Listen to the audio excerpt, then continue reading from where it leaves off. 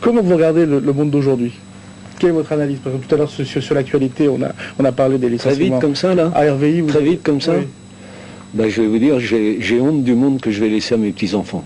Aujourd'hui, c'est la réflexion, Ah oui. c'est pas du tout positif. Oui, ah non, pas du tout, non. C'est même entièrement négatif. Je me rappelle mes souvenirs d'enfance, quand j'étais môme, mon instituteur, alors que bon, je suis un gosse de la laïque, hein, j'étais un cul rouge, qui servait quand même d'un dogme de l'Église pour nous dire, il te faudra gagner ton pain la sueur de ton front, mais il ajoutait toujours, mais bientôt, un jour, le progrès viendra libérer l'homme de toutes les tâches ingrates, et tout ça. Le progrès, il est arrivé pour les virer, les hommes. Aujourd'hui, on peut jeter du blé sur cette table, et avec les techniques qu'on possède, on fait pousser le blé. Il y a des gens qui ont faim dans ce pays alors qu'on jette du manger, et je vais laisser ce monde-là à mes petits-enfants. Oui, j'ai honte. Dans un monde où on sait faire, qu'il y a encore des gens qui ont faim, je trouve ça dégueulasse. Dégueulasse. Qu'est-ce qu'on peut faire?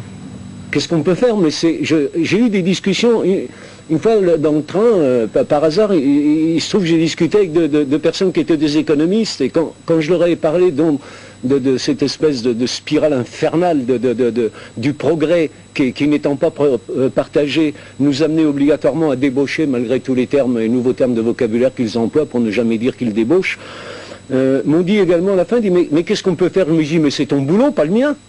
C'est lui qui se prétend économiste, c'est lui qui prétend diriger la cité. Moi, je n'ai jamais demandé les suffrages de mes concitoyens.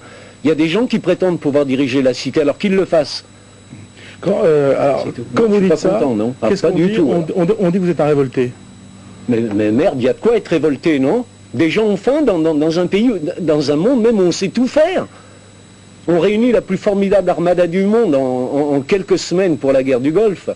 8 jours après, il y a une épidémie de choléra qui commence au Pérou. On n'arrive pas à trouver un B-52, le remplir de vaccins pour arrêter cette épidémie. Mais qu'est-ce que c'est que ce monde?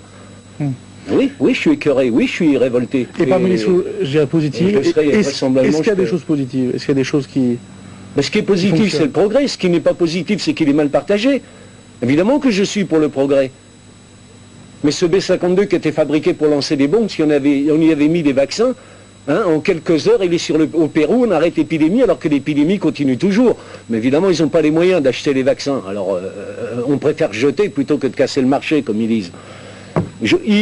Mais qui sont-ils? Ils se sont tellement mis au bord du trou, maintenant ce sont des structures.